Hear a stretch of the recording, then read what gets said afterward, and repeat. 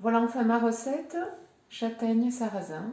Vous me l'avez demandé et vous m'avez souvent dit, c'est compliqué, c'est trop long. Donc vous allez le voir en direct du début à la fin. Alors vous avez besoin de bicarbonate de soude, 100% bicarbonate de soude, comme ça il n'y a rien d'autre avec. Du sel bio si c'est possible. De la farine de châtaigne. De la farine de sarrasin. Et de l'eau. Voilà. Moi j'utilise un pèse, une balance de ménage, mais vous pouvez très bien utiliser un bol gradué. Alors on va commencer simplement, top départ, farine de châtaigne. Donc là je vais faire une demi, hein, donc je vais faire pas tout à fait la moitié de farine. Alors attends, d'habitude je vais... 200 g de farine de châtaigne.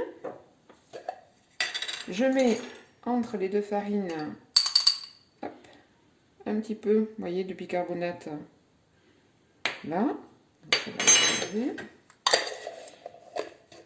Et ensuite, la farine de sarrasin. La farine de sarrasin, alors je sais, c'est dans du plastique, mais bon, c'est bio. Ils font du mieux qu'ils peuvent pour l'instant. Donc là, je rajoute la farine de sarrasin. Donc j'en ai là 500 g. Hop. D'habitude, bon, je mets la totalité, on va faire comme ça. D'habitude, je fais 200 de châtaigne, 300 de sarrasin. Là, je l'ai mis un petit peu plus. Voilà. Vous voyez, on adapte. Hein. Sel. Hop. Donc, avec une deuxième, l'équivalent d'une pincée de sel. On va mélanger les farines, bicarbonate, sel, qu'elles soient le mieux mélangées possible. Et ensuite, hop, on va mettre quasiment le même poids ou le même volume.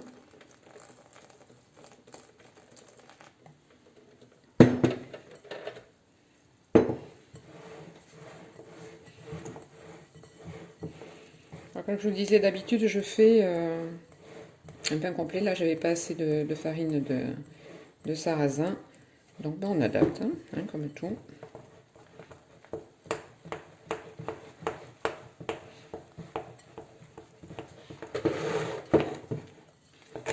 Alors quand ça devient dur, hop, on réincorpore de l'eau. Oups là, j'en mets partout. Bon, d'habitude je fais comme ça, je le fais. Voilà, quand ça devient un petit peu dur. Alors je suis pas hyper costaud, hein, donc si moi j'y arrive, vous pouvez y arriver aussi. J'arrive même à parler pendant que je le fais, vous voyez, c'est pas non plus... Voilà, et on mélange, on va récupérer en dessous, s'il reste de la farine non mélangée, on tourne, on pivote, voilà, jusqu'à ce que ce soit homogène.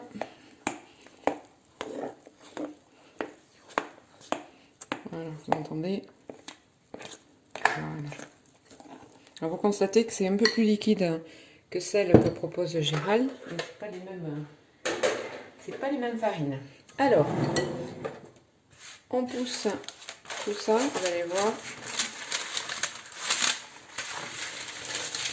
Je plie pour éviter que le papier cuisson ne se retourne. Voilà. Je mets le saladier en coin ici. Et maintenant, eh bien, vous pouvez laisser libre cours à votre imagination. Là, je vais faire des mini. Ça ressemble presque à des gâteaux. C'est quasiment des bouchées individuelles. Et vous allez voir, on peut tout faire. Alors, vous pouvez faire des petits dessins dessus, hein, faire remonter. Hop. Voilà, j'en mets un peu partout, d'habitude non, mais bon. Là, c'est parce que c'est filmé sûrement.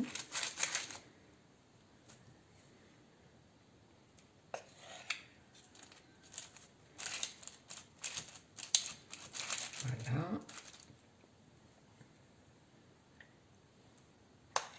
Alors, on peut les faire tous avec une certaine épaisseur en hauteur, ou alors les étaler un petit peu plus. Et là, vous verrez, selon ce que vous voulez faire, vous pouvez faire soit deux plaques avec des mini comme ça, un petit peu étalées, ou une plaque complète étalée, ou des plus gros.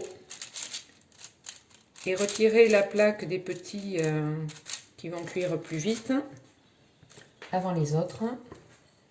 Voilà, tout est possible.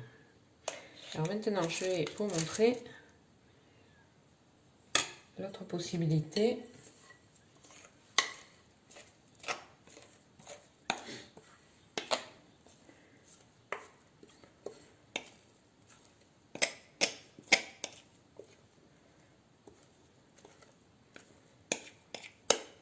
Là, j'ai pris le parti de faire que sur une plaque, comme j'ai pas fait la totalité de la farine.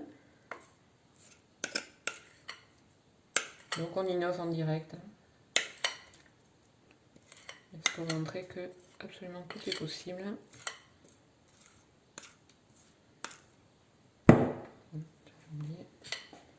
Hop là.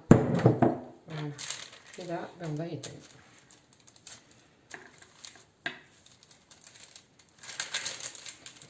Donc là, ça peut être même la base. Si vous l'étalez pas mal, ça peut être même la base d'une pizza, d'une pizza saladière. Vous avez vu, je vais garder l'individuel ici. Hop, on peut l'étaler par ici. Alors, essayez qu'il y ait à peu près la même hauteur un peu partout. Voilà. Et ensuite, vous pouvez faire des dessins que l'on va retrouver ensuite.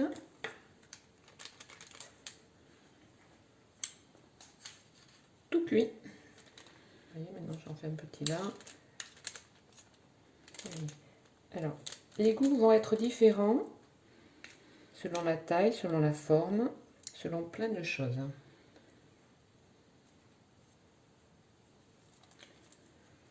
Voilà.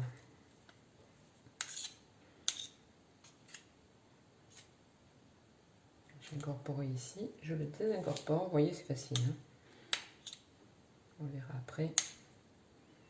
Hop, voilà.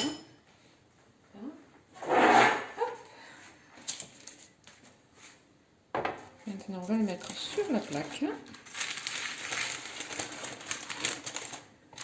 Voilà. Et ensuite, on le met simplement dans le four. Alors, 65 degrés, hop, 20 minutes.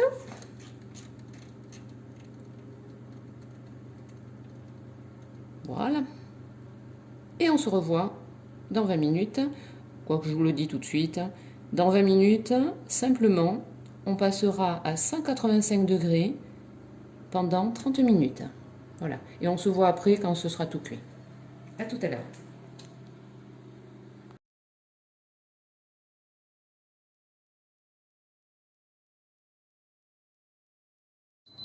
Et voilà.